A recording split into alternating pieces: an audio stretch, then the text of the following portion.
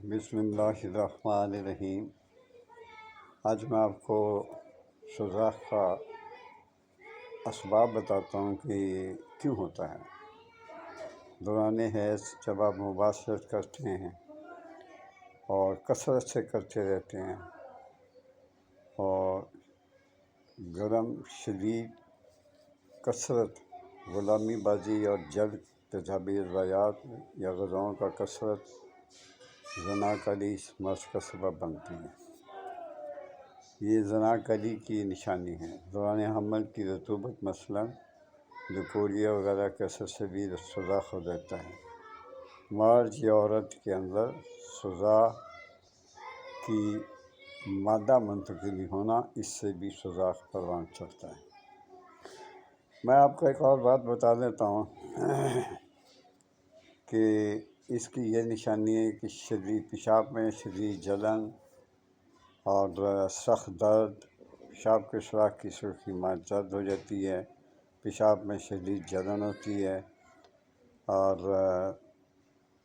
سخت درد ہوتا ہے، پیشاب کے سوراخ سے سرخی مائل زرد پیپ خارج ہونا شروع ہو جاتی ہے، جلن ہوتی ہے۔ 5 یا 6 دن میں یہ مرض شدت پکڑ جاتی ہے، پیپ گاڑی آنے لگتی ہے۔ بعض اوقات اس قدر جلن ہوتی ہے کہ معمولی سا بھی کپڑا اگر عضو کو لگ جائے تو وہ تڑپ اٹھتا ہے۔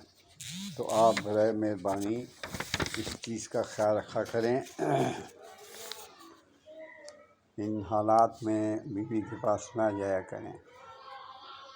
اگر اس کا آپ کو علاج چاہیے تو میں بتا دیتا ہوں، آپ آہستہ آہستہ لکھتے جائیں، میں آہستہ آہستہ بولتا جاتا ہوں۔ اگر ہو سکے تو میرے ورڈ سنشائن چینل کو، جس کا نمبر 4764 ہے، ورڈ سنشائن 4764 کو سبسکرائب لائک کر دیا کریں اور آئیکن کے بٹن کو پریس کر دیا کریں تاکہ ہر آنے والی میری ویڈیو آپ تک پہنچ سکے۔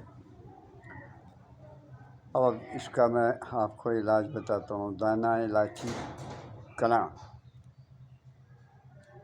اور 7 بروزہ، دانہ الائچی کلاں بڑی الائچی، اس کا جو اندر بیج ہوتے ہیں، دانے ہوتے ہیں، 7 بروزہ، کباب چینی، تباشیر، کوڑ، ہر ایک تولہ آپ نے خرید لینی ہے۔ کوزہ مصری جو ہے اور روغن سندن، یہ بھی آپ نے 4 ماشے خرید لی ہیں۔ اس کا مختصر سا یہی ہے کہ آپ تمام ادویات کو باریک پیس لیں اور اس میں روغن سندن ڈال کر سنبھال کر رکھیں۔ اور اس کا طریقہ استعمال میں بتا دیتا ہوں۔ 2 ماشا صبح اور 2 ماشا ہمرا دودھ، یہ آپ پئیں۔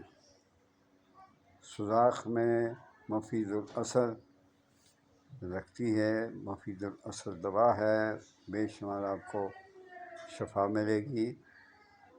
اور جیسے جیسے آپ کو شفا ملے، اس گنہگار کے لیے دعا کرتے رہا کریں۔ اجازت چاہتا ہوں، خدا حافظ۔